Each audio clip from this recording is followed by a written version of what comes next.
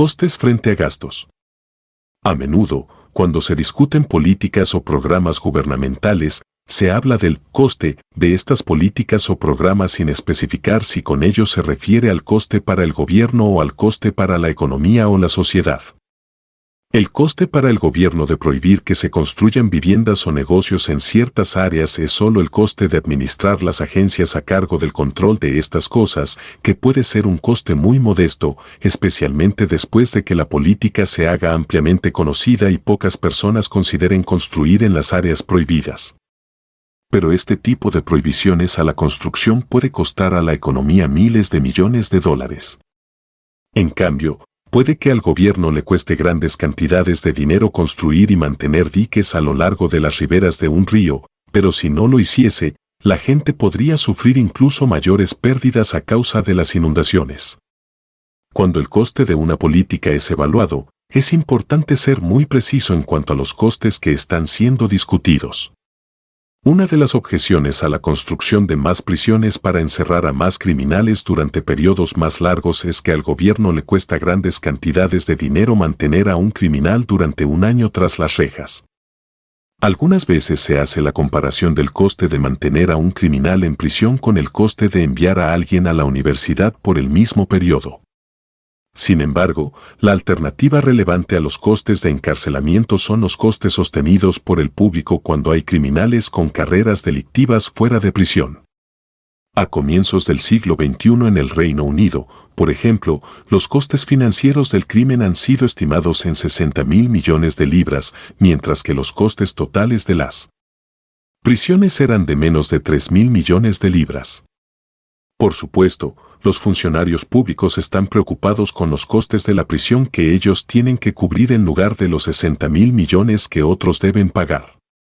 En Estados Unidos, se ha estimado que el coste de mantener a un criminal reincidente en prisión es de $10.000 al año menos que el coste de tenerlo en libertad.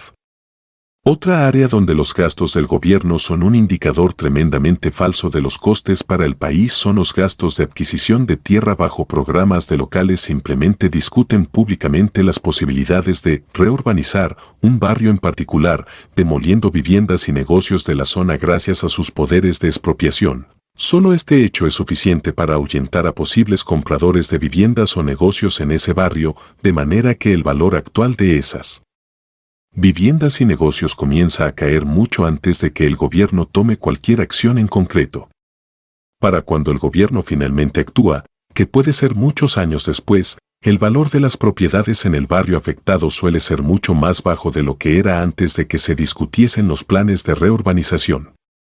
Así pues, aunque los dueños de las propiedades reciben una compensación justa, como lo requiere la ley, están siendo compensados, en realidad, por el valor reducido de su propiedad y no por el valor de esta antes de que los funcionarios públicos comenzaran a discutir los planes de reurbanización del área. Por tanto, los gastos del gobierno por compensaciones puede que sean mucho menores que los costes reales impuestos sobre la sociedad al perder estos recursos específicos. Se aplica prácticamente el mismo principio cuando las restricciones al uso de la tierra, en nombre de los espacios abiertos o del crecimiento inteligente, reducen el valor de esta porque los constructores de viviendas y otras personas no pueden usarla y ya no compiten por ella. Los dueños de esos terrenos tienen ahora pocos compradores potenciales, si es que tienen alguno, aparte de alguna agencia gubernamental local o alguna organización sin ánimo de lucro que quiera mantener el terreno como un espacio abierto. En cualquier caso, los gastos destinados a adquirir esta tierra pueden subestimar totalmente el coste para la sociedad de no tener ya este recurso disponible para usos alternativos. Al igual que en otros casos, los costes reales de cualquier recurso, bajo cualquier sistema o política económica, son los usos alternativos de estos recursos. Los precios a los que los terrenos devaluados artificialmente son transferidos subestiman por completo el valor de sus usos alternativos en el libre mercado.